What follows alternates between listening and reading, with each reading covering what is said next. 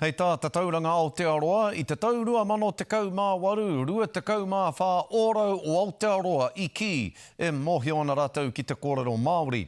Engari, i tēnei tau e kare mā, kua piki tērā ki te toru te kau ōrau.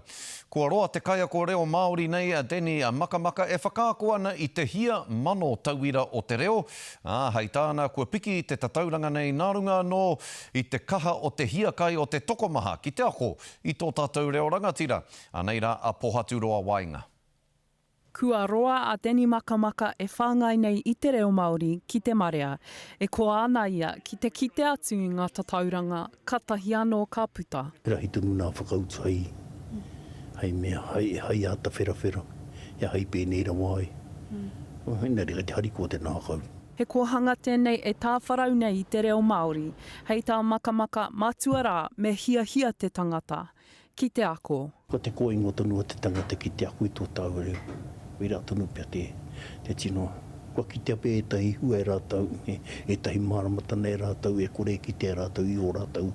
Hāpori ahanoa rā nei. Kua haumai te hia tangata ki mua i te aroaro o Makamaka i ngā tau. Hei tā te kaiwhakahaere matua o te taurawhiri, hei tā ngahiwi apanui, mā te tahuri mai o ahure ake, e horapa whānui ake ai, te reo. Kua roa nei te pāhea e tatari ana i te kēti kia whakaete Māori kia haumai rātou ki roto i te whare o te reo Māori. O nā tanata mai nā tiriti. O nā kēnge.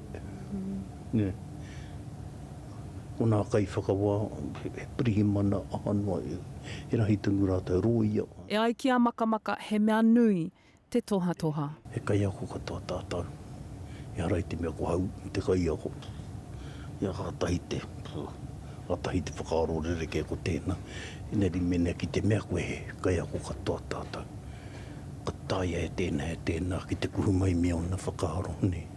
Ana ko tātou tau mai e whiriwhiri mena kai te hangai anō au a whakaaro rā. Ki nā kaupapa e whakarite ana. Hei tā he mihenare kua tawhiti kē tō haerenga mai, kia kore e haere tonu. Pohatu Roa Wainga, te karere.